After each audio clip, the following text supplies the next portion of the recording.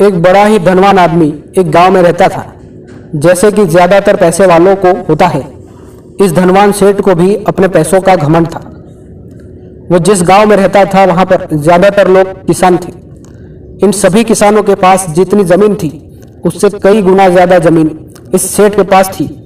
कई गरीब किसान तो इसके लिए इसके खेतों में काम करते थे। इसी गांव में मोहन नाम का एक बड़ा ही मेहनती और सच्चा किसान रहता था।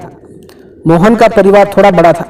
उसके परिवार में उसके बूढ़े माँ बाप, पत्नी और 3 बच्चे थे जो अभी काफी छोटे थे। मोहन के पास ज्यादा जमीन नहीं थी, लेकिन जितनी भी थी उसमें वह बड़ी मेहनत करता और अपने परिवार का पेट पालने लायक अनाज उगा लेता था। बाकी के किसान भी यह देखकर हैरान रह जाते कि कोई कैसे इतनी सी जमीन में इतना ज्यादा फसल उगा सकता है। एक वर्ष उस गांव में काफी ज्यादा बारिश हुई, जिसके चलते कई किसानों की फसलें बर्बाद हो गई, जिनमें से एक मोहन भी था। अब मोहन धर्म संकट में पड़ गया, क्योंकि उसके परिवार में उसके अलावा कोई और कमाने वाला था नहीं और अपने परिवार को भूखा मरते हुए वो देख नहीं सकता था। वह जानता था कि इस गांव में अगर कोई उसकी मदद कर सकता है तो वो वही घमंडी सेठ है जिसने एक गांव के कई अन्य गरीब किसानों को या तो कर्जा दिया है या तो अपने यहाँ काम पर रखा हुआ है। हाथ पर हाथ धरे बैठे रहने के बजाय उसने इस सेठ के पास जाने का फैसला किया और एक दिन उनके पास पहुंच गया। सेठ के पास पहुंचकर मोहन बोला, सेठ जी, आपकी बहुत मेहरबानी होगी अगर आप मुझे थोड़ा सा कर्जा दे दे, जिससे मैं अपने खेतों में फिर से कोई फसल उगा सकूं, या फिर आप मुझे अपने यहाँ नौकरी दे दे ताकि मेरे परिवार को 2 वक्त का खाना मिल सके। घमंडी सेठ को उसकी इन बातों से कोई मतलब था नहीं, लेकिन गांव के सारे लोगों की तरह वो भी ये जानता था कि मोहन कितना मेहनती है और वह जिस भी खेत में काम करेगा वहां वह दोगुनी फसल उगा सकता है। सेठ ने सोचा, अगर मैं इसे पैसे उधार देता हूं तो शायद ये इस स्थिति में नहीं है कि मुझे वापस लौटा सके, लेकिन अगर मैं इसे अपने खेतों में काम करवाता हूं तो मुझे जरूर दोगुना फायदा होगा। सेठ मोहन से बोला, देख भाई, पैसा तो मैं तुझे दूंगा नहीं और मेरे पास अभी खेतों में काम करने के लिए कई किसान पहले से मौजूद है, लेकिन तुझ पर तरस खाकर मैं तुझे अपने खेतों में नौकरी देता हूं, पर मैं तुझे इसके लिए ज्यादा पैसे नहीं दूंगा। बाकी किसानों को मैं 300 देता हूं, मैं तुझे 200 ही दे पाऊंगा, मरता क्या न करता। मोहन ने सेठ की शर्त मान ली और उसी दिन से सेठ के खेतों में काम करना शुरू कर दिया। 2 महीनों तक नियमित वो सेठ के खेतों में जाकर कड़ी मेहनत करता और देखते ही देखते 4 महीने का काम उसने अपनी मेहनत से 2 महीनों में ही खत्म कर दिया। सेठ उसके काम से काफी खुश था, लेकिन वह कभी उसको ये जताता नहीं था। जब सेठ ने देखा कि उसका खेतों का काम अब खत्म हो चुका है, अगर वह मोहन को काम से निकाल देता है तो उसके 2 महीनों के पैसे बच जाएंगे। तब सेठ ने मोहन को काम से निकालने का फैसला किया। एक बार सेठ को यह विचार भी आया कि इतना मेहनती आदमी शायद उसे दोबारा न मिले, लेकिन फिर उसने सोचा कि जब अगले साल काम आएगा तब उसे फिर से नौकरी पर रख लेगा। आखिर इस गांव में उसके अलावा है ही कौन जिसके आगे ये लोग अपना हाथ फैलाएंगे।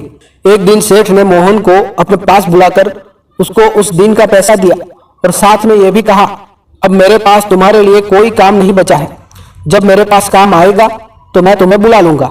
यह सुनकर मोहन का दिल बैठ गया।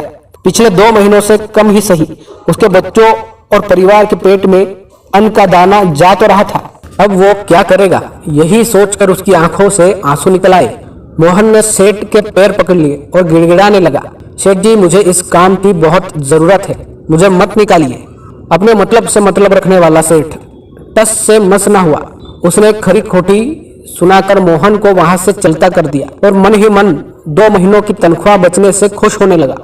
अगले दिन जब सेठ सवेरे उठा और अपने आंगन में आया तो उसने देखा कि मोहन उसके आंगन में बैठा है। सेठ ने उसको पास बुलाकर पूछा कि क्या हुआ, तुम क्यों यहाँ पर बैठे हो। मोहन बोला, सेठ जी, मुझे वापस काम पर रख लीजिए, आप जानते ही है मेरी आर्थिक परिस्थिति कैसी है, थोड़ी दया कीजिए। लेकिन सेठ ने उसकी एक न सुनी और फिर एक बार उसे बुरा भला कहकर वहां से जाने के लिए कहा। बेचारा मोहन अपना सिर नीचे झुका के वहां से चला गया। अगले दिन फिर यही घटना दोहराई गई। मोहन फिर सेठ के आंगन में बैठा था। सेठ ने फिर उसको वहां से जाने के लिए कहा। यही घटना अगले कई दिनों तक चलती रही। अब तो मोहन सेठ के हकालने पर भी वहां से नहीं जाता था और वहीं पर बैठा रहता था। एक बार सेठ ने उससे पूछ लिया, तुम कैसे आदमी हो? मैं तुम्हारा इतना अपमान करता हूँ लेकिन तुम्हें कोई फर्क ही नहीं पड़ता। तब मोहन ने सेठ को कहा, बुरा तो बहुत लगता है सेठ जी, लेकिन जब घर जाता हूँ और भूख से बिलखते अपने माँ बाप और बच्चों को देखता हूँ तब ये अपमान मुझे कुछ भी नहीं लगता। इतना सब कुछ होने के बाद भी सेठ का दिल जैसे पत्थर का बना हुआ था। उसने मोहन को अभी तक काम पर नहीं रखा और ना ही उसका ऐसा करने का कोई इरादा था। एक दिन सेठ ने सोचा कि कुछ दिनों के लिए किसी और गांव चला जाता हूँ ताकि मोहन से पीछा छुड़ा सकूं। अगले दिन मोहन के आने से पहले सेठ अपने परिवार को लेकर अपने किसी संबंधी के यहाँ चला गया और वहां पर 10 दिनों तक रहने के बाद फिर अपने गांव अपने घर वापस लौटा। घर लौटते ही सेठ ने आसपास हर जगह नजर दौड़ाई तो पाया कि वहां पर अब मोहन नहीं था। सेठ ने सोचा, मेरी तरकीब काम कर गई, लगता है मोहन से पीछा छूट गया है। हालांकि अब सेठ के द्वार पर मोहन नहीं बैठा था, लेकिन मोहन का विचार अभी भी सेठ के मन में घर कर बैठा था। सेठ सोच रहा था, मोहन इतनी जल्दी हार मानने वाला आदमी तो नहीं लगता। उसके साथ क्या हुआ होगा? क्या उसे कहीं कोई और काम मिल गया होगा या फिर और कुछ?